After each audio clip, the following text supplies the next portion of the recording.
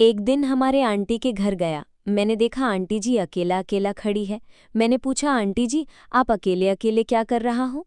Aunty ने बताया, तुम हमारे घर में आ गए तो बहुत अच्छा हुआ। मैं तो अकेला खड़ी हूँ और मोबाइल में देखकर खुश रहा हूँ। फिर मैंने कहा, मोबाइल में आंटी जी क्या देख रहा हूँ? आंटी ने बोला, मोबाइल में एक बहुत अच्छा वीडियो देखा। वीडियो देखकर मुझे ऐसा एहसास हो रहा है मैंने अकेला कैसे जिंदगी बिता रहा हूँ। फिर आंटी की चचा का लड़का आया। आंटी ने बोला, तुम अभी घर जाओ, 1-1.5 घंटा बाद में तुम आ जाना। हमारे चचा का लड़का आया, उसके साथ बहुत बातें करना है, उसके साथ काम है। मैंने सोचा, आंटी जी आप क्या काम करना चाहते हैं? वो तो मुझे पता है, क्योंकि अंकल तो बहुत दिन पहले मर चुके हैं।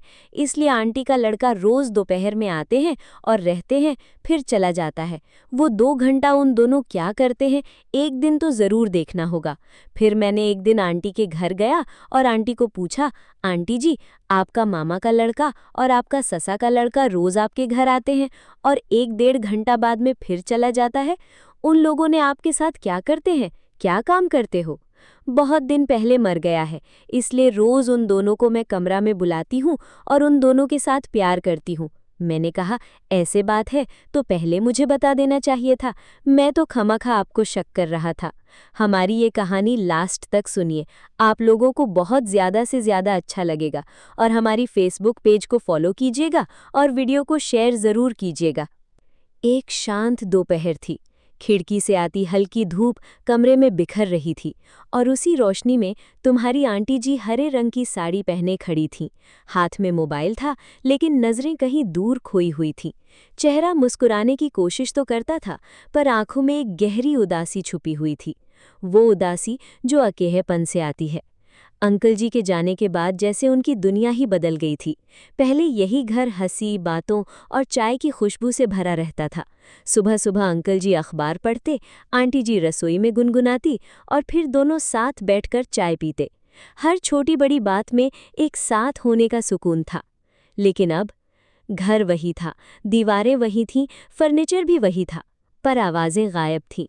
शुरुआत के कुछ दिन तो रिश्तेदारों और पड़ोसियों का आना जाना लगा रहा। सबने समझाया, साथ दिया, लेकिन धीरे धीरे सब अपनी अपनी जिंदगी में लौट गए। आंटी जी फिर से अकेली रह गईं, अपने ख्यालों के साथ।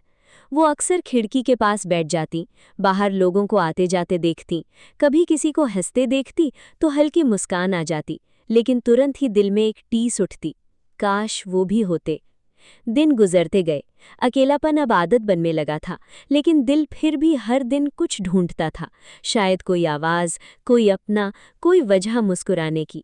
एक दिन ऐसा आया जब आंटी जी ने खुद को आईने में देखा। उन्होंने सोचा, क्या मैं ऐसे ही बाकी जिंदगी बिताऊंगी, बस यादों में, या कुछ नया शुरू कर सकती हूँ? उस दिन उन्होंने एक छोटा सा फैसला लिया। उन्होंने अपने पुराने शौक याद किए। उन्हें किताबें पढ़ना बहुत पसंद था और लोगों से बात करना भी। अगले ही हफ्ते उन्होंने पास के एक छोटे लाइब्रेरी क्लब में जाना शुरू किया। शुरुआत में झिझक थी, लेकिन धीरे धीरे उन्होंने वहां नए लोगों से बात करनी शुरू की। वहां कुछ और महिलाएं भी थीं जो अपनी अपनी कहानियों के साथ आई थीं। किसी ने किसी को खोया था, कोई अकेलेपन से जूझ रहा था। आंटी जी को लगा कि वो अकेली नहीं है। धीरे धीरे उनकी जिंदगी में फिर से रंग आने लगे। वो अब सुबह जल्दी उठती, तैयार होती और कहीं न कहीं जाने की एक वजह होती। कभी लाइब्रेरी, कभी मंदिर, कभी पड़ोस की किसी आंटी के घर। एक दिन उन्होंने अपने घर में छोटा सा चाय का मिलन रखा। कुछ पड़ोसियों को बुलाया। वही घर जो कभी खामोश था, अब फिर से हंसी और बातों से गूंजने लगा। अंकल जी की यादें अब भी थीं और हमेशा रहेंगी, लेकिन अब वो यादें दर्द नहीं, ताकत बनने लगी थीं। रात को जब आंटी जी सोने जाती तो खिड़की से चांद को देखती और धीरे से कहती, मैं ठीक हूँ और आगे भी ठीक रहूंगी। उनकी आंखों में अब भी नमी थी, लेकिन उस नमी के पीछे एक नई उम्मीद भी चमकती थी। अकेलापन पूरी तरह खत्म नहीं हुआ था, लेकिन आंटी जी ने उसे हराना सीख लिया था।